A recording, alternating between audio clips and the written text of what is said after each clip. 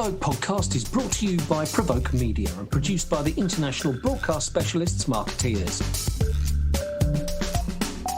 Support for this podcast comes from Notified, the integrated, intelligent and easy-to-use PR software. Get a free demo today at notified.com. Hello everyone, I'm Maja Pawinska and I'm the EMEA editor of PRovoke Media, and I'm delighted to welcome you to our new series, Being Human in a Tech-Enabled World, in partnership with AxiCom. This is the first in a 4-part series looking at different aspects of what life and work as humans and communicators look like now and how they might look in the future through the lens of technology. First up, I'd like to introduce my co-host, AxiCom's President of Europe, Kate Stevens, who has been with WPP's technology specialist for 14 years and is one of the most searingly honest and funniest agency bosses I know. Hello, Kate. Hello, thank you.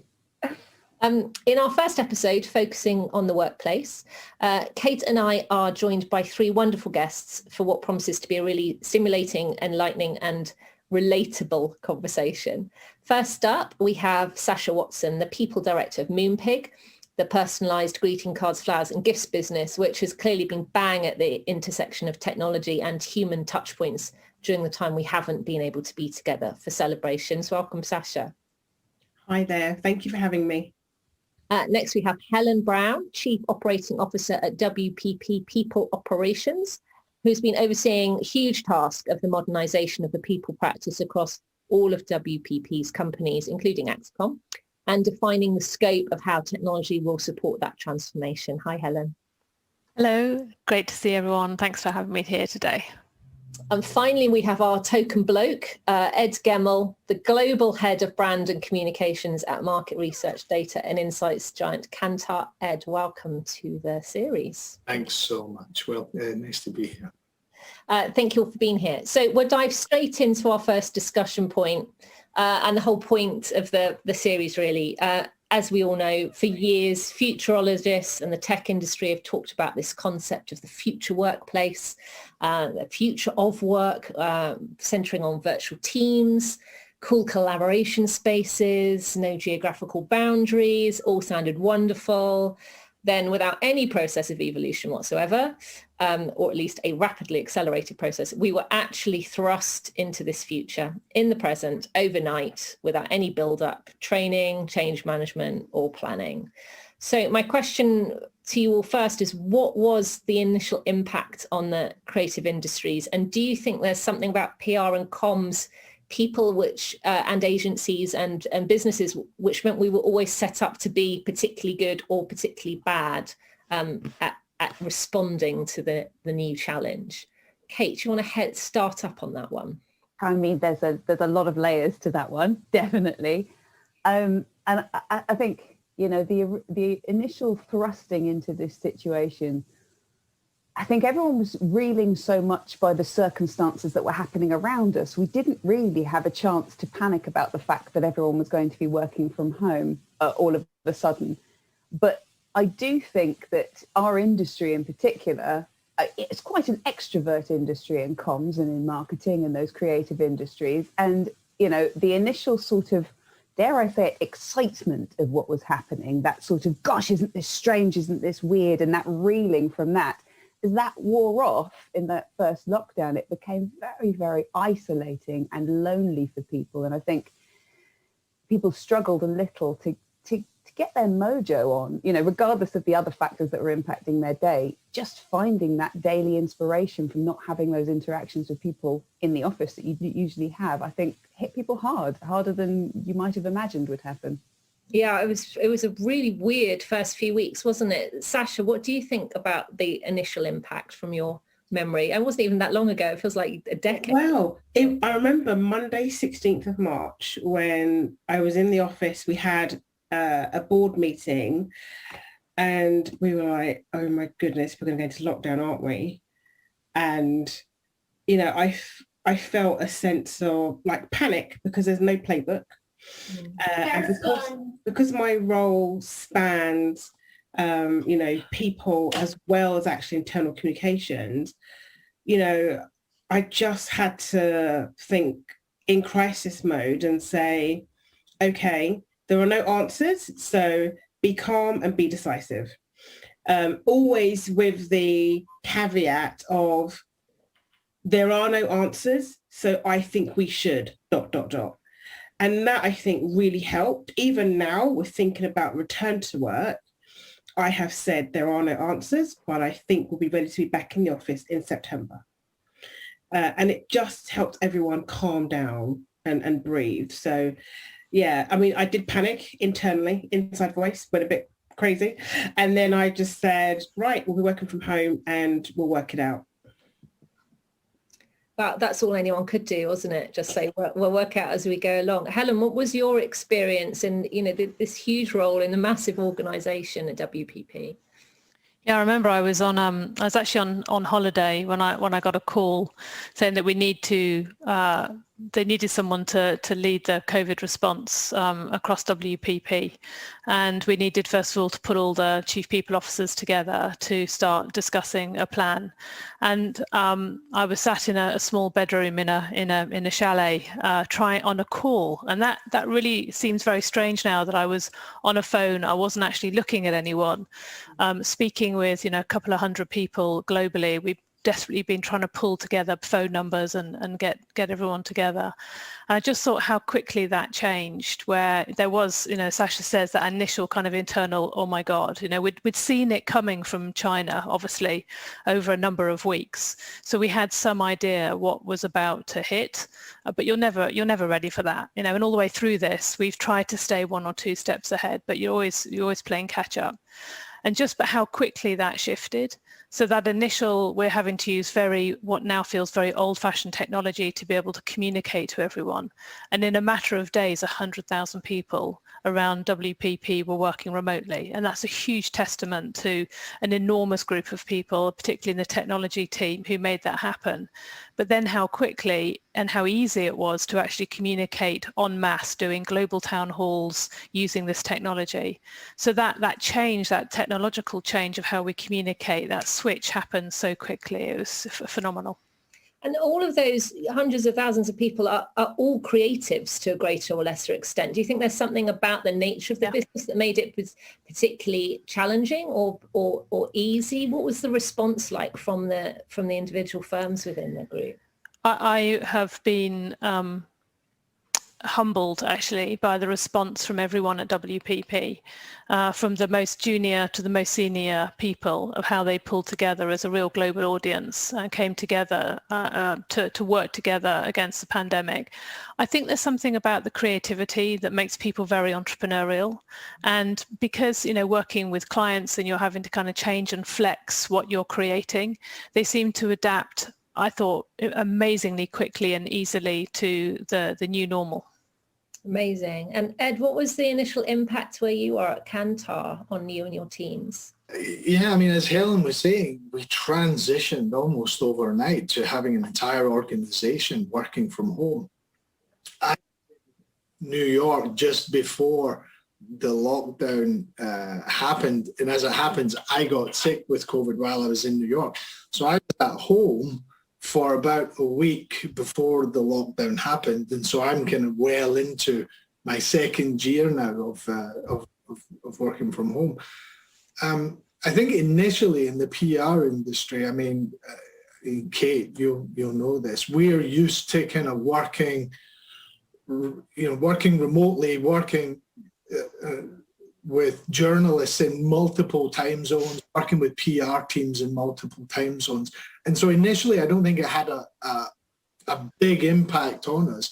But actually, as time went on, very quickly, actually, as the economic impact hit the media industry, there was a lot of furloughing of journalists very quickly, actually. And so the workload of journalists went through the roof. And that really changed then the dynamic between PR teams and journalists, because getting attention from journalists just became incredibly difficult in a period of weeks. Yeah, it certainly did have a huge effect on our whole ecosystem, doesn't it? It's very interesting. There wasn't a touch point in our normal day-to-day lives as communicators, journalists working for creative and media and comms companies that didn't just kind of change overnight. It was quite extraordinary looking at how far we've come over the past year. Kate, do you want to move on to our second question about how we've adapted? It's quite a nice build, actually, because Ed's point about the way we're so used to working with people in different locations, and as a creative industry and a comms industry, we adapted very quickly and very seamlessly. We hustled in so many different ways. We learned how to pitch business virtually and win it. We learned how to be more thoughtful about what we were advising clients to do, because the environment we were living in was changing on a daily basis. We had so many clients asking us, what should their responses be to this COVID? And the one thing that I felt exhausted from seeing was companies emailing me, telling me they were here for me. And it's just the most wishy-washy, watery message. And it was just so wonderful to be standing there and saying to a client, don't say anything pointless. Say what we've got to say with absolute meaning. This is the time to show some real heart and not just wash it with a sweetheart message. Absolutely not. And it was kind of gave you something to really stick your teeth into. So I think we adapted really nicely in that respect. It's quite interesting because hearing everybody talk about what they remembered when it first happened, we were in some form of absolute chaos. We were trying to do a big launch for a client who should have been at Mobile World Congress in Barcelona. But Mobile World Congress, of course, suddenly wasn't happening and everybody's plans were changing, but there were products that needed to be announced. And it became a different event in a different location. But then, of course, that event couldn't actually happen. And it suddenly had to become a virtual event. And then, of course, all this filming suddenly needed to happen. But people are getting ill left, right and centre. The editors are saying, I don't want to do this job because I want to stay home. I don't really want to come out. And of course, we're all now working on home broadband speed. So the upload for the approval times of the video, it was just a complete chaotic. We're in it trying to do this thing, trying to get a global launch out in a virtual moment. Nothing tests your ability to adapt and innovate and change than literally going through it as the lockdown's happening around you. So in many ways, it was weird because we kind of didn't realize that the lockdown was happening because we're so busy on trying to navigate how to make this thing still happen despite everyone closing all the doors. So naturally, our industry was born to be quite successful. And I think I'm certainly not alone as an agency to say, actually, as 2021 started, despite last year me saying to the powers that be, still very cautious, don't know what people will be doing with budgets, we've had an absolutely bumper first quarter. And, it's our industry hustled and adapted and it's doing well. So I think that in a nutshell is just, it's human nature too, isn't it? That ability to thrive and adapt. Yeah, absolutely. We've been really struck actually, speaking to agencies every day, how after that initial kind of shock and awe, I kind of felt like the industry's agony aunt for a couple of weeks, grown men crying on me over Zoom. And then within a couple of weeks, it's like, yeah, this is the plan. Yeah, totally on it, moving forward, all good.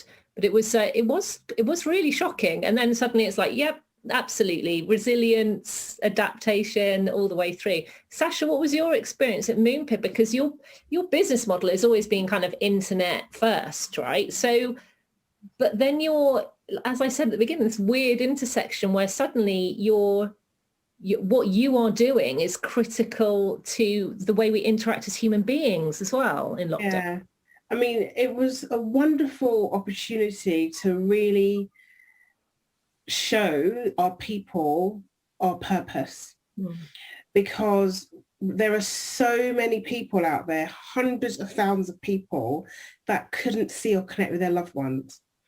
And they couldn't share their moments and they couldn't see their gran and they couldn't celebrate their 30th. They couldn't get married. I mean, there were so many moments that people were missing, and we got busier and we saw that, oh my goodness, we're providing a real service here. And I remember making a joke saying, are we an essential service? Because, oh my goodness, it feels like it. I was just trying to get my kid back in school, but the incredible thing is, we are not a shop, so there's no physical Moonpig, but there are lots of humans that work in the organisation that thrive on connection and collaboration, and that was taken away. And as people have spoken about, we're thrust into future of work and blah, blah, blah. And I was like, I think we're getting ahead of ourselves. I think we've had a crisis-induced moment where we've been forced to bring work home. And yes, we have shown that we can do that in a crisis, but because it's been done in a crisis, I think we have to be careful to say, like, we're done and we can all do it, because it's been crisis-induced. It's been okay to do all this because you can't go out and you can't see people. Once the world opens back up again and you can go out, you can see people, I think we'll still have to think about the future of work and work-life balance and collaboration. So yeah, it's not skeptical, but I'm just a bit like, yeah, we've proved we can do it. We can do it because we can't do anything else. All you could do was work from home. So when we don't have that, I'll be interested in what future of work looks like. That's quite interesting. Yeah. Actually. I know. Thanks. No, I was just going to say, the biggest challenge we actually had was getting people to stop working. Right. All they could do, and they're just wearing themselves out. Right. Yeah, and I think that's right. I don't think this has been a transformation. It's just a swing to the other end of a pendulum. Exactly. Because someone wiser than me observed we're not working from home, we're living at work, right?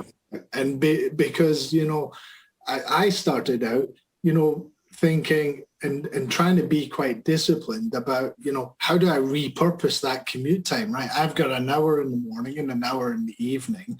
And I started out using that time. And I still use the morning time, but the evening time is gone now. It's integrated into my working environment again. And so I think you're absolutely right, Sasha. We have to, we've got to not accept this as a new status quo, but actually say, well, what's the best bits of what right. We've figured out now, and weave them back into a new normal. Yeah. Now, of course, Helen, this is like the big question you're grappling with at WPP. How do you think we have adapted over the past year? What's gone really well and what hasn't gone so well, with your overview of all those different kinds of businesses you look after? I think some of the technology that is now available for photo shoots. So one of the things that we've been challenged with is when we're doing production shoots for clients, obviously we would just fly people to those locations. You'd have, creative director, the screenwriter, copywriter, etc., and the account teams. And in some cases, that's just been too dangerous. We haven't been able to do it. So there's been quite a lot of innovation around technology that allows what's being filmed, which will be done by a local crew who are on the ground, remotely. So it means that our creative directors, our copywriters are actually sat in their own locations. They've created this technology so it has, doesn't require very high broadband requirements, and they can actually see what's being shot down the camera live, which means that it's protected them. It obviously has an impact on our sustainability as well, which is always important to us. But it raises questions as well about the skill sets that those people have had to learn very quickly, and raises questions for us about how we're going to be able to support those changing skill sets if we continue to use technology in ways that we didn't before coronavirus. So I think there's been real positivity in that people have been, as Ed said, they've been able to maybe use their time more effectively. We've been able to use technology to protect people from having to go into locations that we wouldn't want them to be in.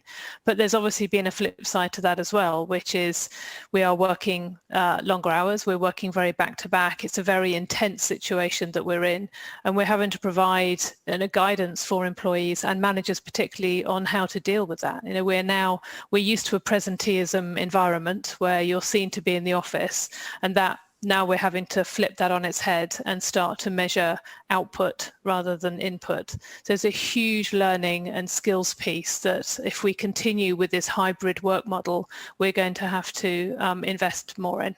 Yeah, and to that point and to Kate's point on burnout, it's what we used to call work/life balance. It's like that slash has completely disappeared, right? You know, how achieving balance and establishing any kind of boundary, particularly working for global organizations or for global clients, it's almost impossible, isn't it? What's happening around? How do you manage fatigue and health and well-being of yourselves and your teams? Kate, tell me about that.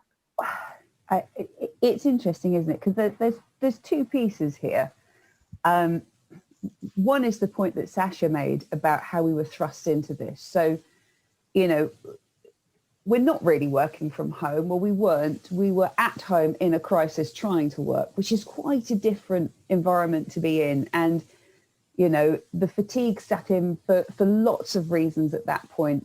The lack of human contact because of the other restrictions in place, not just because of remote working.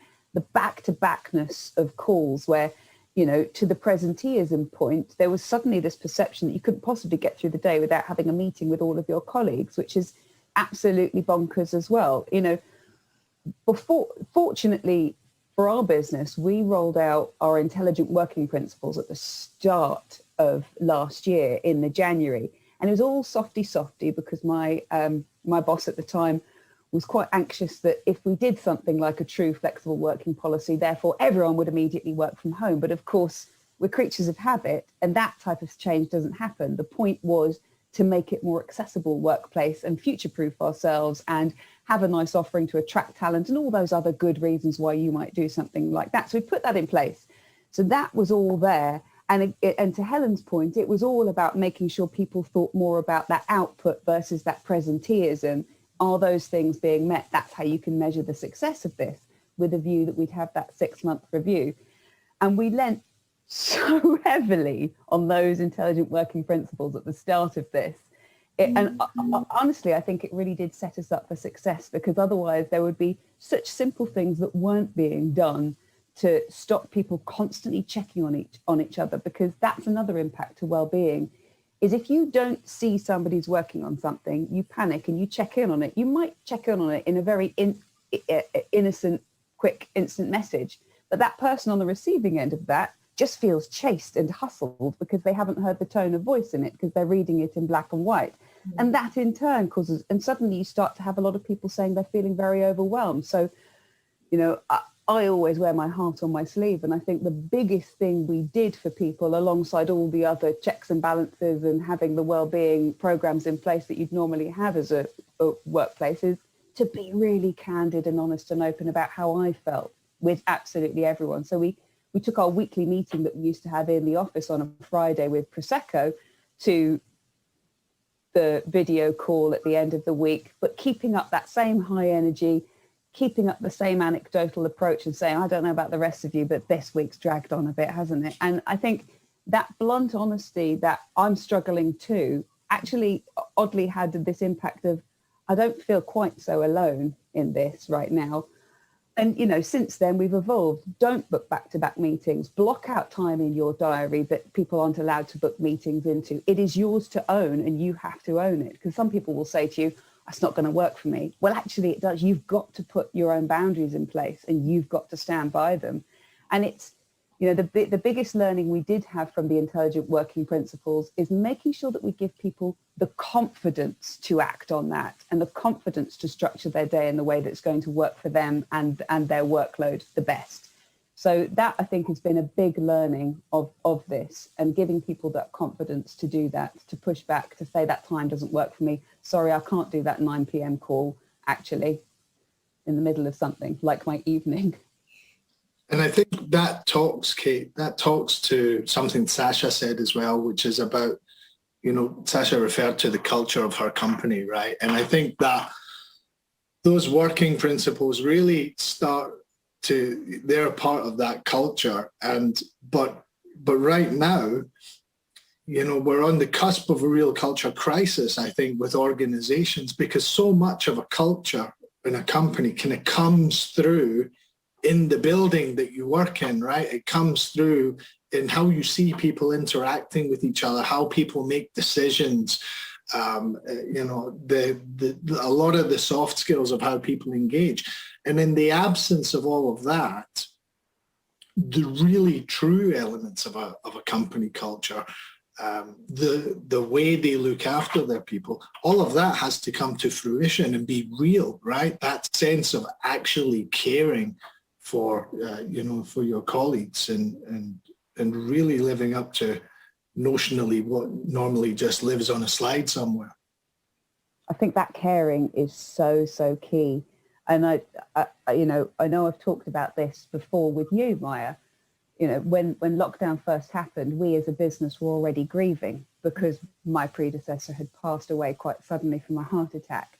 And my directive to everyone at that time was look out for each other, be there for each other. You're all going to feel this at different times. And we were already in that support mode. So I think we were quite uniquely shielded from what actually happened to the world because of that.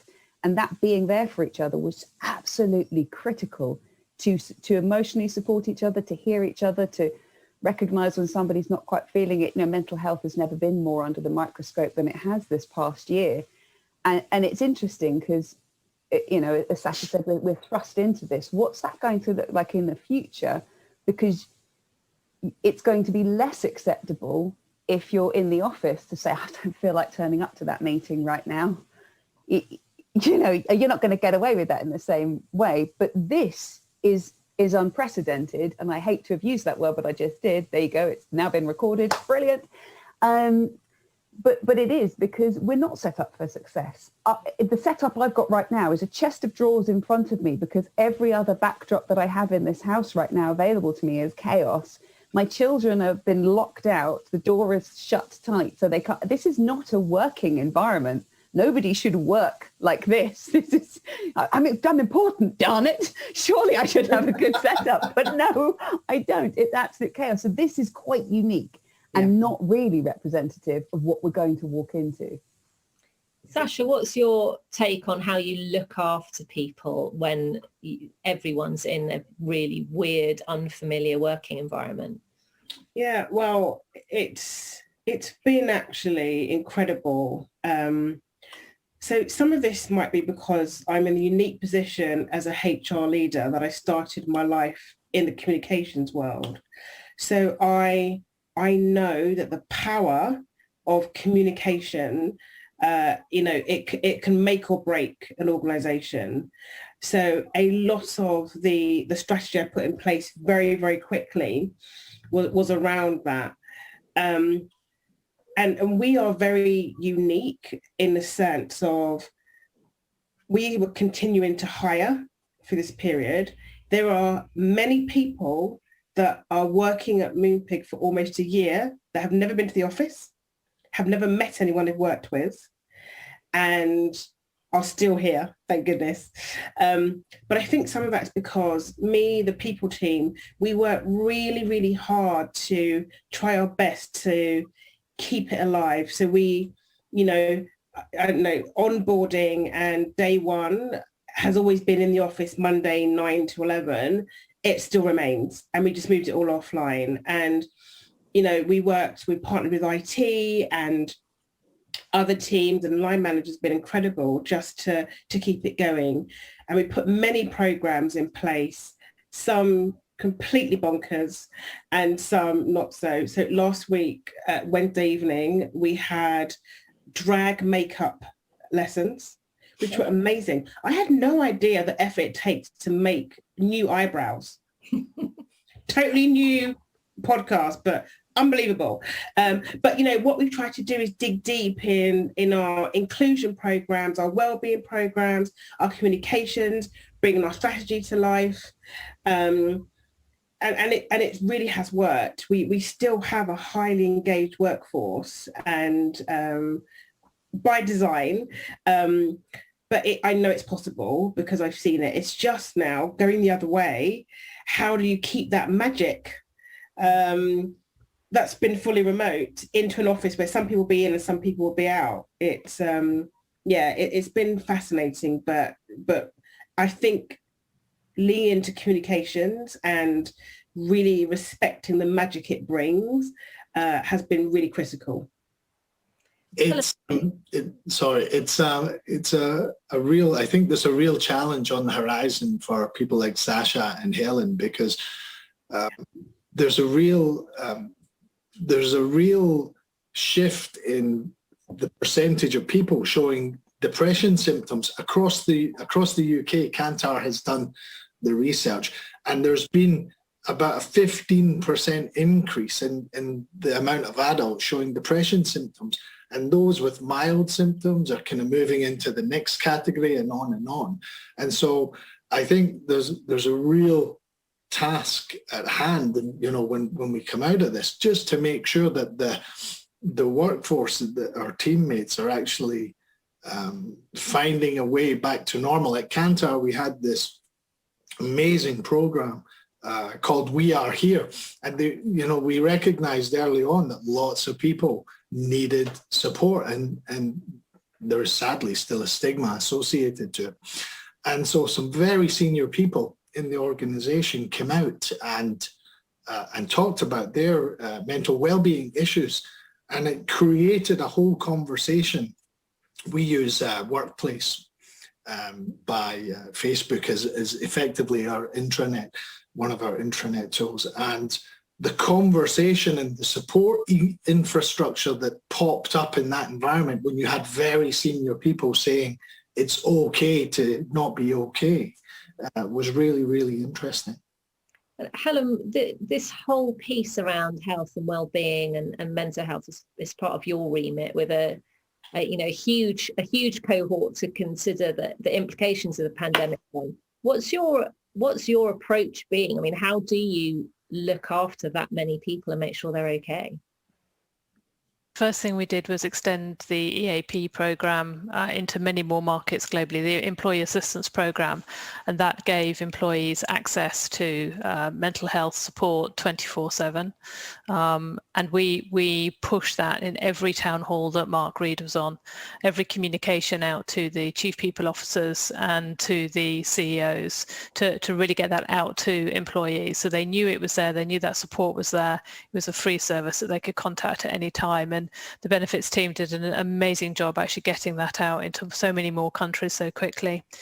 The second was to look within our businesses at who was doing really well in terms of the support, well-being support for employees. And one of our media agencies, MediaCom, had a program set up for a number of years called Mental Health Allies. And this was people who were volunteers in the organization, from junior to senior people who went through a training program themselves to be able to offer not support, but guidance on where to get that support from professionals. And that's a program that's now being rolled out globally across a number of WPP operating companies globally. I think it comes down to the key success for us has been where we've had fantastic leadership in our organisation, such as Kate and others, who have taken this really to heart and led from the front. There's no way any one person, whether that's Mark Reed or anyone else, can be there and connect with 100,000 people personally. But to be able to have the right leadership in place, and at these times having that leadership to be able to support and guide employees on where to get access to that mental health well-being has been really key. I think the challenge is for leaders, because they are the ones who maybe are not getting that support, but they're taking the responsibility for all of their people to take them through safely through coronavirus. So I agree with Ed. I think we have seen an increase in the lack of well-being in our people, and I expect to see, although I hope I don't, see a spike in our leaders on what can we really do to support them as we come out and through coronavirus. Yeah, it's really interesting, isn't it, how it's affected everyone at all levels, and that we'll be doing another one in this series on leadership specifically, but you've all mentioned different ways, that idea of vulnerability and sharing as well from the leadership, and the notion of empathy and compassion, and showing the way from the top that it's okay to not be okay, and this is just very weird and it's not permanent. Did any of you have any surprises in the way you've adapted or you've seen your teams adapt and evolve over the past year, for good or for bad? I think going back to Ed's culture point, what I found just really heartwarming was the amount of people that wanted to carry what has always, certainly at the heart of AxiCom's business, it comes down to food and drink. Do anything around food and drink and we're all happy. And they were having beer nights, wine night, dinner, organising their own little things amongst themselves to do what they'd normally do after work. Let's pop to the Prince of Wales and have a beer and do this thing, but they can't. So they do, and just finding a way to keep it feeling as normal as is humanly possible. And I remember after we won Best Network Agency to Work, where I actually had people in tears. They were so excited about the award win.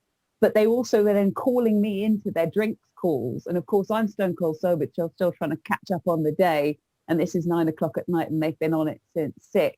And they're like, why do you send emails so late at night? I'm like, well, because I've got children in the day. They're quite needy bunch, almost as needy as you lot.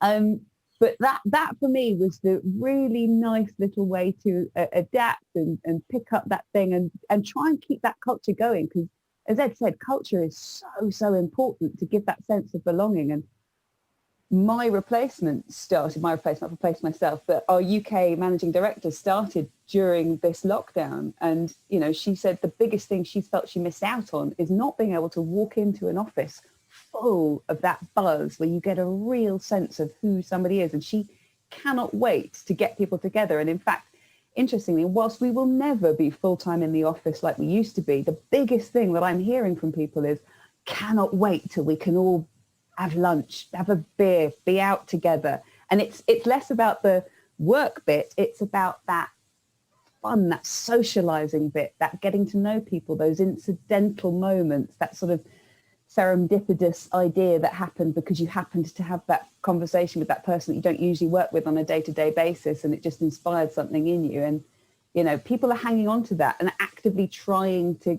get those moments, albeit virtually, and it's never going to be quite the same. And this has enabled so much for us, but there are some things that it can't replace. Serendipity is a big loss in so many ideas, so many successful ideas are created in the most random way, and that is a big loss. I think in a previous life, Sasha and I did a piece of work together at a technology company called ARM, where we did some really lovely work actually around redefining the culture at ARM, and a couple of those things are quite challenging in this environment. The tenets of the culture were be your brilliant self, we not I, and passion for progress. And that idea of be your brilliant self is actually really hard in a virtual environment, because your brilliant self might well have some with it, right? Which does not translate well in a virtual environment. And the concept of we not I, well, how can you really truly deeply collaborate in a virtual environment? There's work to be done in the short term as well as in the long term.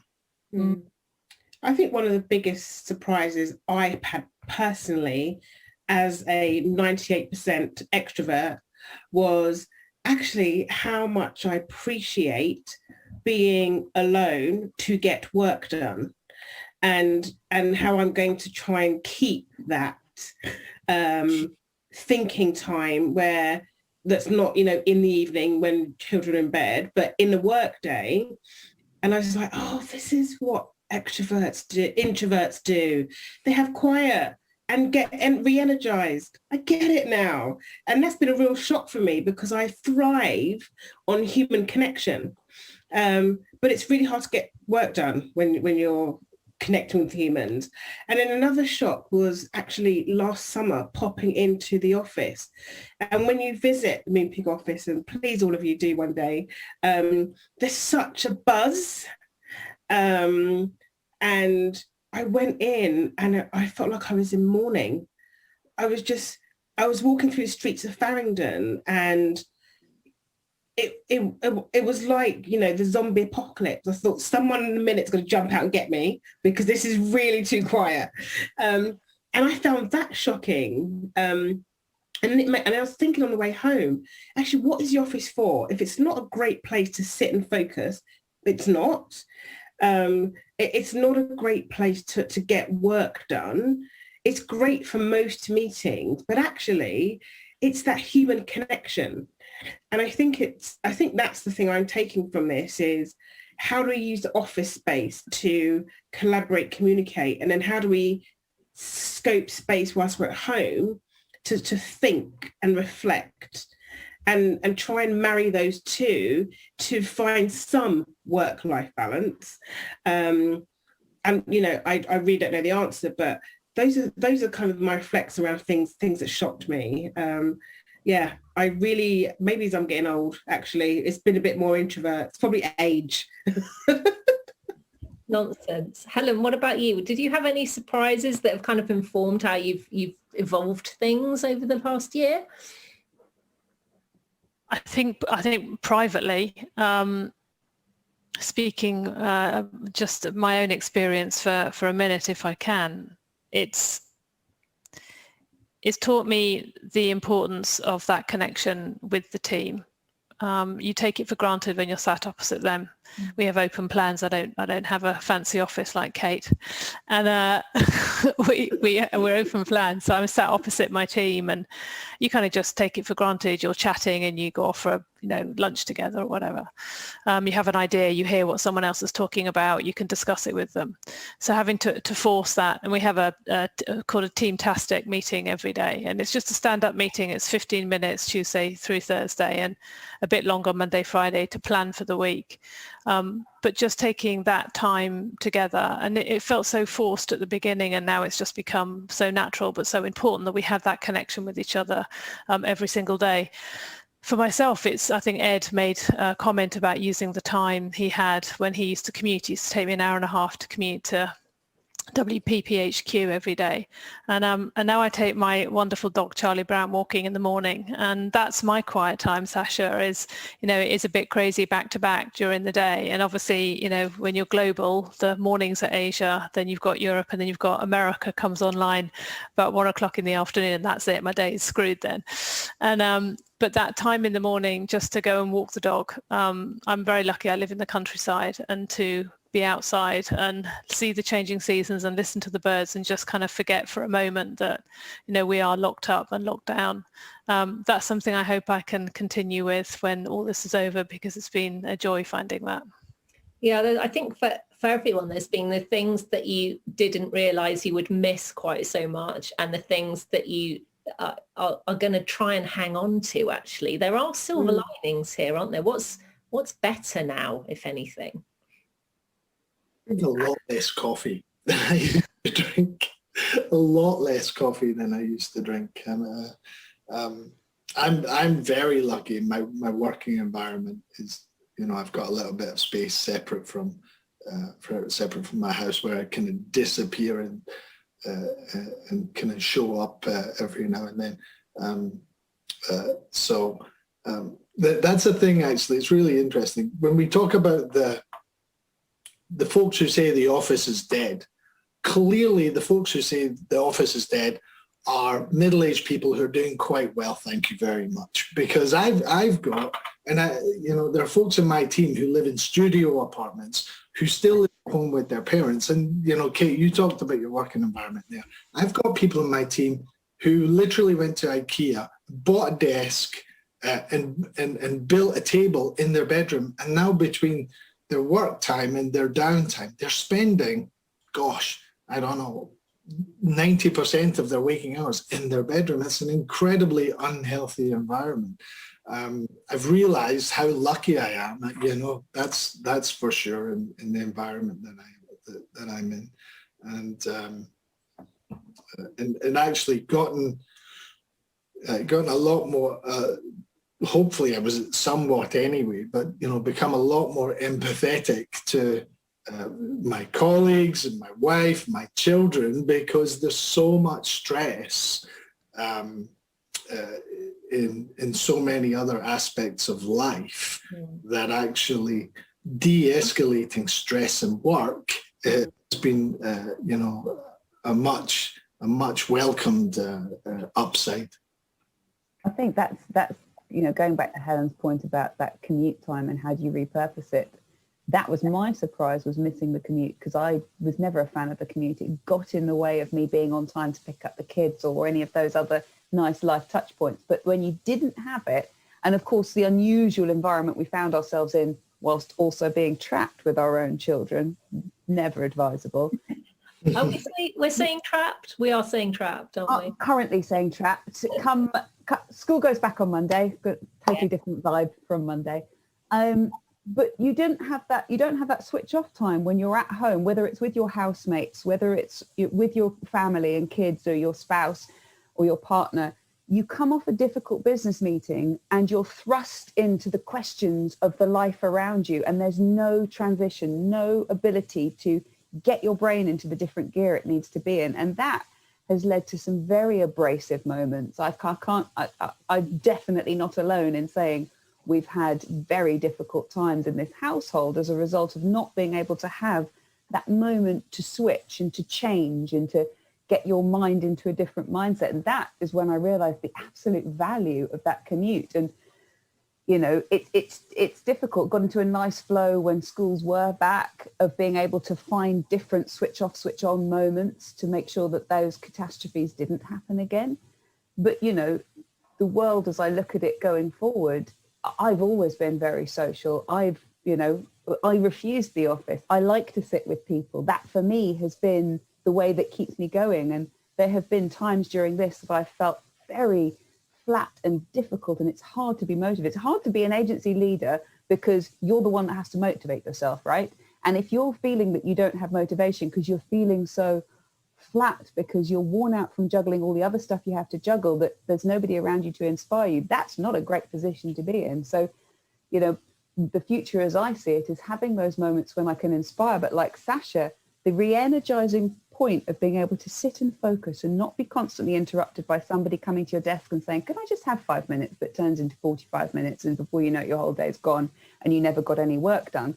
To be able to legitimately and confidently create that balance, whether that's because the office environment is different and we create quiet spaces where people work and collaborative spaces where people get on, and perhaps in those quiet spaces it's a known and it's a given that that person's in deep work mode and you're going to leave them alone because we never really had those environments before. So, to Ed's point, it's not going to be, the office isn't dead. We're also creatures of habit. We're human. We like interaction. We need that. It's just going to be different. It's going to look different. It's not going to be a row of desks. It's going to be a slightly different setup from what we once had. Yeah. Your point, Kate, that there's not those moments to switch, that I think that will resonate so much with everybody, because much as we don't all want to be back on packed trains, I mean, I found, our business model is based on events and awards, right? And this is something we'd normally all be doing together as a round table, sat in the same room this time of night, maybe with a gin and tonic, for instance. I've had so many events over the past year, and I do a lot of them, not just for PRovoke, where I've left my office either on cloud nine or with just buzzing with so much stuff in my head. And then you're right, you're out into what's for tea outside the room. There's no point of decompression. There's not that bit where everyone gets together to debrief in a more social way and have a laugh about what just happens. Is literally the event ends, the Zoom is turned off, and you are back out into your house again. And it's really weird. I mean, that's something I don't think we'll ever really adjust to. I mean, everyone builds in the dog walk, to Helen's point, and other things, but those points where there is no transition between your different modes of being, and technology has kind of made that, worse rather than better, arguably, as well, because it's intensified it. I think playing with how we make sure that, I think physically being together in the office is critical to that, even if it's only a couple of days a week. The flip side to that, though, and I made a joke with one of my team the other day about this, is, getting up an hour later, putting Lycra on, t-shirt if you're lucky, making a cup of tea in the really boring bit of the meeting, answering your door, because thank God now you never get parcels missed. Like there is that, right? Sliding, you think, oh, it's 8:30, I better get up because the meeting starts at 9.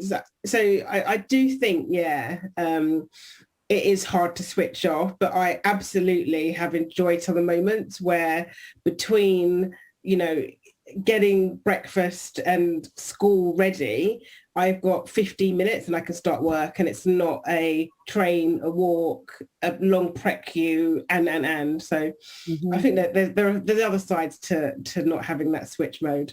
Yeah, true. Certainly my dog would tell you she's never been fitter. Yeah. That's good. Nice appearing on Zoom calls all the time as well. So where do we go from here then, guys? We've got past the moment of shock. We're all adapting. We're looking at what the future of work looks like, how we look after each other, how we lead, what offices. All this stuff is moot. It's all up for grabs. Do you think? How do we move forward as a creative, as a PR, as a communications industry? What's like, where are we going to be this time next year in terms of our life and work, do you think? Surely in the pub. Am I alone in that? Do you know, Kate, it's so funny, but I remember distinctly the last presser lunch I had. It was with Vogue Business, and I think it's actually, certainly in the PR industry, FaceTime is just proper FaceTime, like across people in a bar is it's actually key to building relationships. And I don't think in many respects my industry is different from any other industry, because relationships are core to most businesses. And so I certainly anticipate being in the office at least, I think, probably 3 days a week, right? And getting back to spending proper FaceTime with my peers and with journalists, not least because whilst we've all pivoted and adapted to this environment, there has been something lost a little bit along the way. It's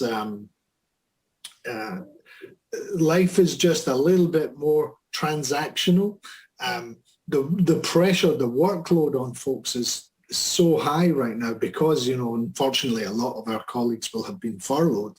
So because the workload on folks is so much higher, we've lost a bit of the depth of relationships, I think. And so for that reason, amongst others, I clearly anticipate being back in the office through at least 3 days a week and getting out and kind of catching up on a year's worth of business lunches. I think the other thing is travel, isn't it? Because, people have said, oh, well, I'm never going to need to get on a plane again, right? I can do all of this virtually. Well, yes, but actually it's going to make people weigh up, can this one be virtual? Or actually, what's the value add of making this one and taking the time to go and fly? Because there are so many other important business reasons why actually flying somewhere, understanding the culture, getting to know the people, properly getting to know them, it makes a massive difference to how businesses operate. So business travel, sure as heck, isn't dead. It's just going to be a lot more meaningful and a lot more fun versus the times where you had to fly to sit in an airport hotel to have a meeting that frankly could have been done virtually. And it's going to make people realise the difference between those two. I think it's going to take time for everyone to adjust. It's taken us, we've got pretty good at this now. We've got video recordings. It's so easy to do. We're all on here together and we're all chatting away. We've got pretty good at it, but we've been practicing for 12 months. And I think it's going to take a similar amount of time to readjust to how we go back into the office. Practically over the next 3 months, we're not going to be at 100% capacity in our offices until July, August, possibly even September, because, if we follow the roadmap that the UK government has set, no one's going to be back until April. And then you've got probably 20, 40, 60, 80% capacity over a number of months. So it's going to be September, October before we see really how those new hybrid models are working, with people wanting to spend time in a home environment or a work environment. And then we're going to have to do some reassessment of, well, how do you have a meeting if you've got a percentage of people in the office and a percentage of people at home? How does that, what's the etiquette and the behavior around those meetings? And I think that's something that, I'm very cognizant of, is that technology has leapfrogged us 5 years, 10 years into the future of work, but the behaviors of people are still as they were in 2019 and 2020. So we have a catch up to do. And I don't think we should put pressure on ourselves to think we need the solutions for the future ways of work in April, May or June. This is a long process. We will work it out because we worked out how to do this overnight. And if we can do that, then the future ways of working is something we have time to do. And I have every belief we'll be very successful at it. Yeah, fantastic. I think, where will we be this time next year? Oh my goodness. I think I'm with Kate and I'm going to the pub. Together, we'll do that. In person, who knew? I think, it is about having a hybrid home and work way of working. My horrible fear, and I really hope that no one takes for granted actually what the world has been through in the past 12 months, and that irrespective of the future of work, we know we can all work from home, and we know we can still all work successfully from home. So I think, I would hope that as a nation, as a world, we remember the things that we have learned around patience and kindness and looking after one another.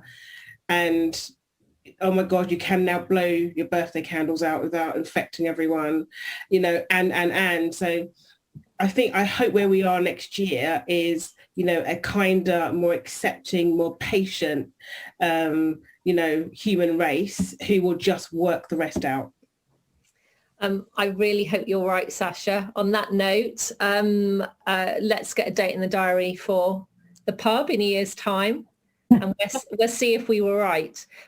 Thank you all so much for your time today. It's been a really great, honest, open chat. You've all spoken from the heart, and it's been wonderful. Thank you so much. Looking forward to the next episode of the series with AxiCom coming soon. Thanks so much, guys. Thank you. Thank you.